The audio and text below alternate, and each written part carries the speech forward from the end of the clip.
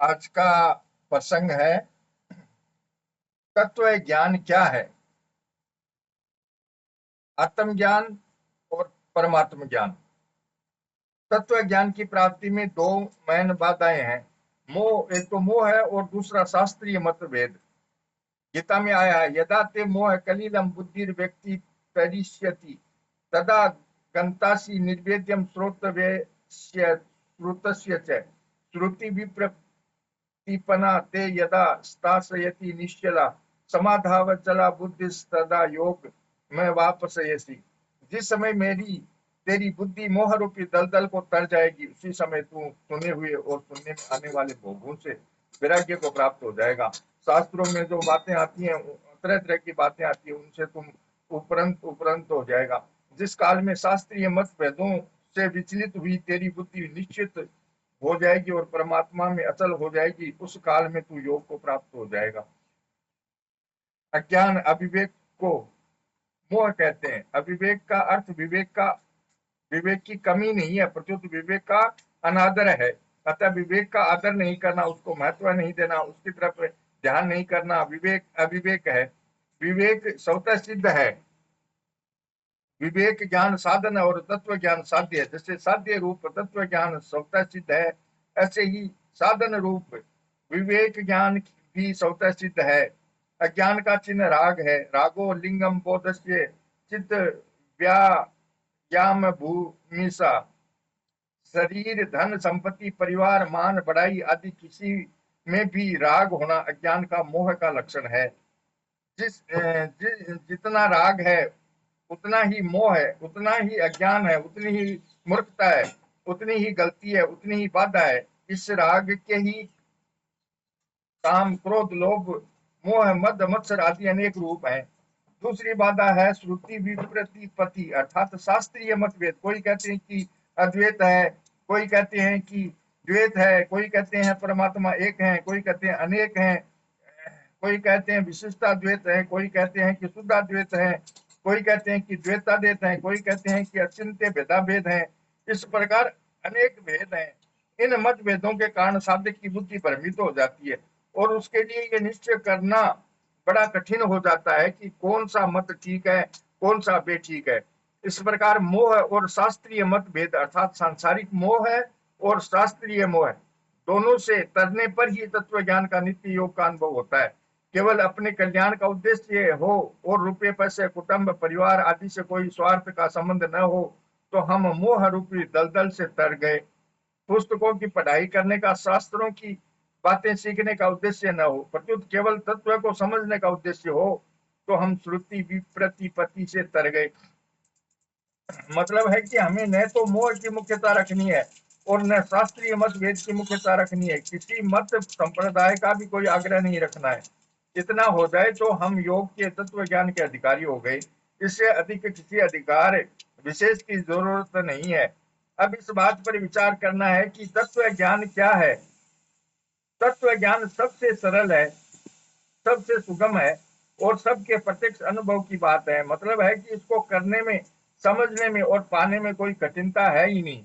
इसमें करना, समझना और पाना लागू होता ही नहीं, कारण कि यह नित्य प्राप्त है और जागने में, सपने में, सोने में, सारी अवस्थाओं में सदा जू का त्यों मौजूद है। तत्व ज्ञान जितना प्रत्यक्ष है उतना प्रत्यक्ष यह संसार कभी नहीं है। मतलब है कि हमारे अनुभव में तत्व ज्ञान जितना स्पष्ट आता है उतना स्पष्ट संसार नहीं आता। इस बात को इस प्रकार समझना चाहिए, जीव अनेक योनियों में जाता है। वह कभी मनुष्य बनता है, कभी पशु पक्षी बनता है, कभी देवता बनता है, कभी राक्षस बनता है, कभी असुर बनता है, कभी भूत प्रेत पिशाच बनता है। तो शरीर वही नहीं रहता, पर जीव स्वयं सता रूप से वही रहता है। स्वभाव वह नहीं रहता, आदत वह नहीं रही, भाषा वह नहीं रही, व्यवहार वह नहीं रहा, स्थान वह नहीं रहा, समय वही नहीं रहा, सब कुछ बदल गया, पर स्वयं की सत्ता, खुद की सत्ता नहीं बदली। अगर सत्ता वही नहीं रहेगी तो तरह तरह के नाम तथा रूप कौन धारण करेगा। इसलिए गीता में आया है, भूत ग्रामम स एवायम भूतवा भूतवा परलियते। वही यह प्राणी समुदाय उत्पन्न हो होकर लीन होता है। जो उत्पन्न हो होकर लीन होता है वह शरीर है और जो वही रहता है वह जीव का असली स्वरूप अर्थात जिनमें सता होनापन है। यह आत्म ज्ञान का वर्णन हुआ। अब परमात्म ज्ञान का वर्णन किया जाता है। संसार मात्र में है के समान कोई सार चीज है ही नहीं। लोक परलोक 14 भुवन 7 दीप 9 खंड आदि जो कुछ है उसमें सता है, एक ही है। यह सब संसार प्रतिक्षण बदलता है, इतनी तेजी से बदलता है कि इसको दो बार नहीं देख सकते। जैसे नया मकान कई वर्षों के बाद पुराना हो जाता है, तो वह प्रतिक्षण बदलता है तभी पुराना होता है। इस प्रतिक्षण बदलने को ही भूत भविष्य वर्तमान उत्पत्ति स्थिति प्रलय सत्य त्रेता द्वापर कलयुग आदि नामों से कहते हैं। प्रतिक्षण बदलने पर भी यह हमें है रूप से, परमात्मा रूप से इसलिए दिखता है कि हमने इस बदलने वाले के ऊपर है परमात्मा तत्व का आरोप कर लिया कि यह है। वास्तव में यह है नहीं, प्रत्युत है में ही यह सब है। यह तो निरंतर बदलता है, पर है परमात्म तत्व ज्यों का त्यों रहता है जितना प्रत्यक्ष है मतलब परमात्म तत्व है जितना प्रत्यक्ष है उतना यह संसार प्रत्यक्ष नहीं है। जो निरंतर बदलता है वह प्रत्यक्ष कहाँ है इतना प्रत्यक्ष है कि यह कभी बदलता नहीं, कभी बदलेगा नहीं, कभी बदल सकता नहीं, बदलने की कभी संभावना ही नहीं। इसलिए गीता में आया है, नास्तो विद्यते भावो ना भाव विद्यते सतः। असत का भाव विद्यमान नहीं है और सत का अभाव विद्यमान नहीं है। मतलब है कि जो निरंतर बदलता है उसका भाव कभी नहीं हो सकता, और जो कभी नहीं बदलता उसका अभाव कभी नहीं हो सकता। नहीं कभी है नहीं हो सकता और है कभी नहीं नहीं हो सकता। असत कभी विद्यमान नहीं है और है सदा विद्यमान है। जिसका अभाव है उसी का त्याग करना है और जिसका भाव है उसी को प्राप्त करना है। इसके सिवाय और क्या बात हो सकती है को स्वीकार करना है और नहीं को अस्वीकार करना है। यही वेदांत है, वेदों का खास निष्कर्ष है। जो सता है वह सत्य है, उसका जो ज्ञान है वह चित्त चेतन है, तथा उसमें जो दुख संताप विक्षेप का अत्यंत अभाव है वह आनंद है। सत्य के साथ ज्ञान और ज्ञान के साथ आनंद सबका भरा हुआ है। ज्ञान के बिना सत्य जड़ है और सत्य के बिना ज्ञान शून्य है। किसी भी बात का ज्ञान होते ही एक प्रसन्नता होती है, ये ज्ञान के साथ आनंद है। परमात्म तत्व सत्यचित आनंद स्वरूप है। वह सच्चिदानंद परमात्म तत्व है रूप से सब जगह ज्यों का त्यों परिपूर्ण है। साधक को सत्य और चित्त चेतन की तरफ विशेष ध्यान देना चाहिए। सत्य का स्वरूप है सता मात्र और चित्त का स्वरूप है ज्ञान मात्र। उत्पत्ति का आधार होने से यह सता सत्य है तथा प्रतीति का प्रकाशक होने से यह ज्ञान चित्त है। यह सता और ज्ञान ही चिन्ह में सता है जो कि हमारा स्वरूप है। जैसे सोने के समय में अनुभव होता है कि मैं बड़े सुख से सोया, यानी मैं तो था ही, यह सता है और मुझे कुछ भी पता नहीं था, यह ज्ञान है।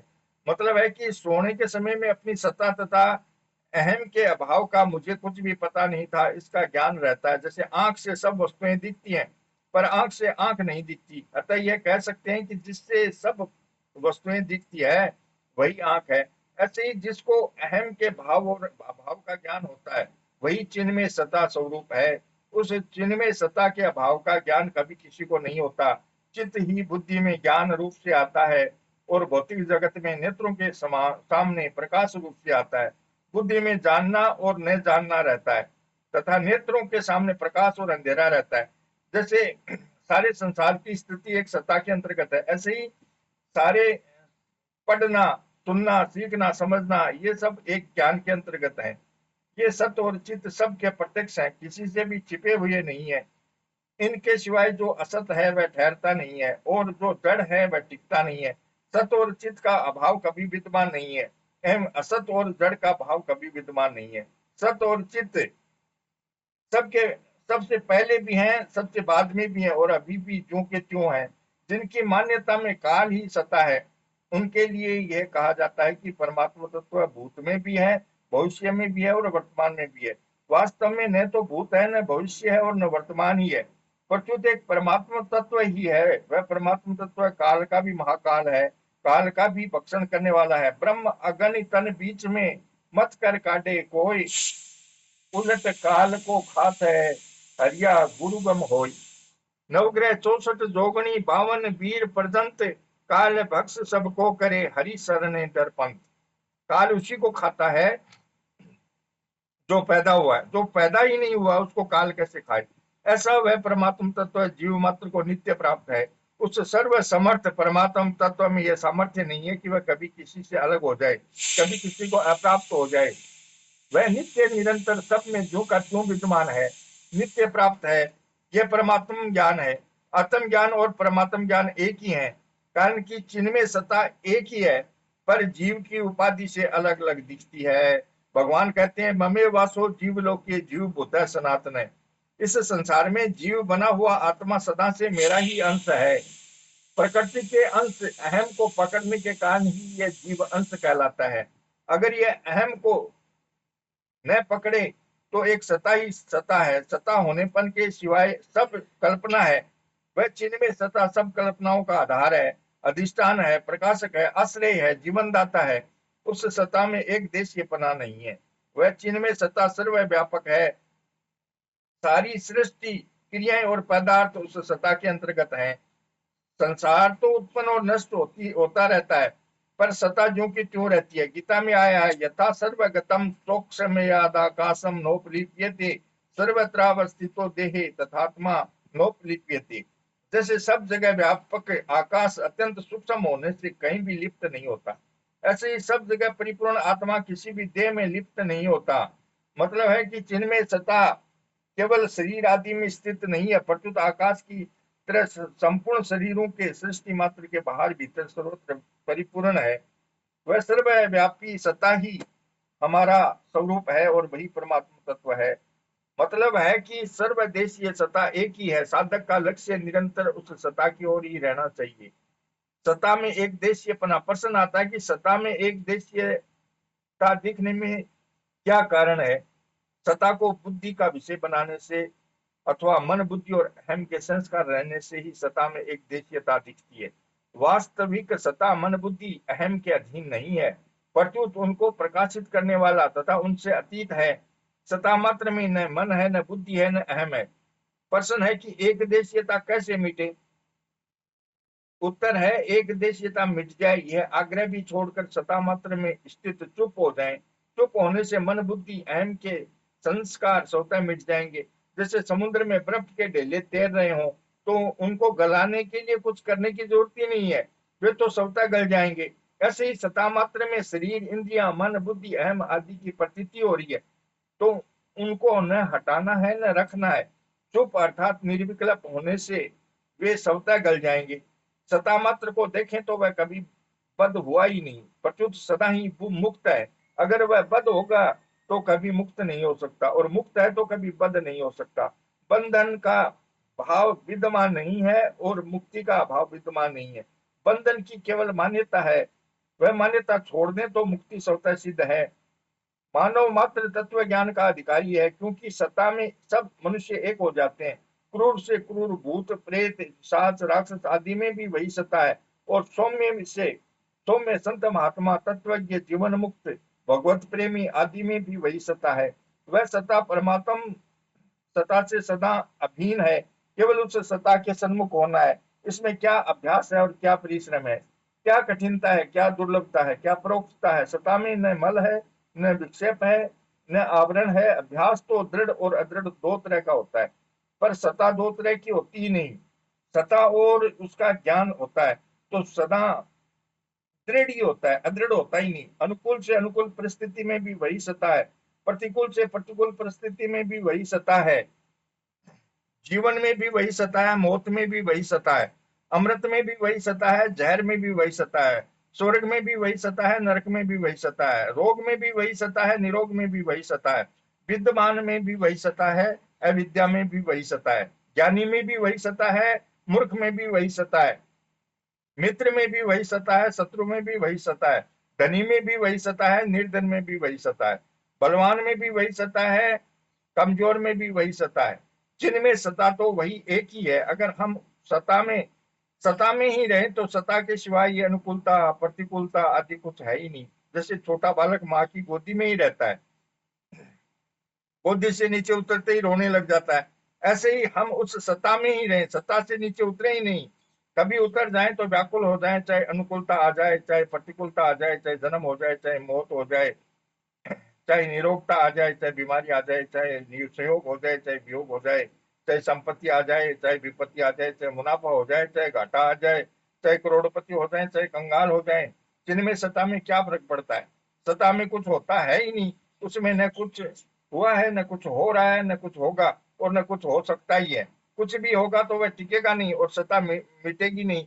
उस सत्ता में हमारी स्थिति स्वतः है में हमारी स्थिति स्वतः है, और नहीं में हमने स्थिति मानी है। मैं पुरुष हूँ, मैं स्त्री हूँ, मैं बालक हूँ, मैं जवान हूँ, मैं बुढ़ा हूँ, मैं बलवान हूँ, मैं निर्बल हूँ, मैं विद्वान हूँ, मैं मूर्ख हूँ, यह सब मानी हुई स्थिति है।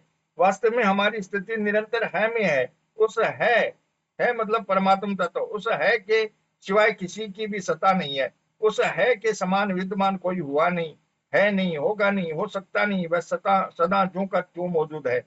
वह सभी के प्रत्यक्ष है, किसी से बिल्कुल भी छिपा हुआ नहीं है। यही ब्रह्म ज्ञान है, तत्व ज्ञान है, जो है सता, जिनमें सता में स्थित है, वही तत्व ज्ञानी है, जीवन मुक्त है, महात्मा है। गीता में आया है, समम सर्वेषु भूतेषु तिष्ठन्तं परमेश्वरम विनश्यत सव विनश्यन्तम यह पश्यति स पश्यति। जो नष्ट होते हुए संपूर्ण सारे प्राणियों में परमात्मा को नाश रहित और सम रूप से स्थित देखता है, वही वास्तव में सही देखता है। समम पश्यन् ही सर्वत्र समवस्थितम ईश्वरम न हीनस्तया तम नात्मानम ततो याति पराम गतिम। क्योंकि सब जगह सम रूप से स्थित ईश्वर को सम रूप से देखने वाला मनुष्य अपने आप से अपनी हिंसा नहीं करता, इसलिए वह परम गति को प्राप्त हो जाता है। श्री कृष्ण गोविंद हरे मुरारी, हे नाथ नारायण वासुदेवा। श्री कृष्ण गोविंद हरे मुरारी, हे नाथ नारायण वासुदेवा। जय श्री कृष्ण।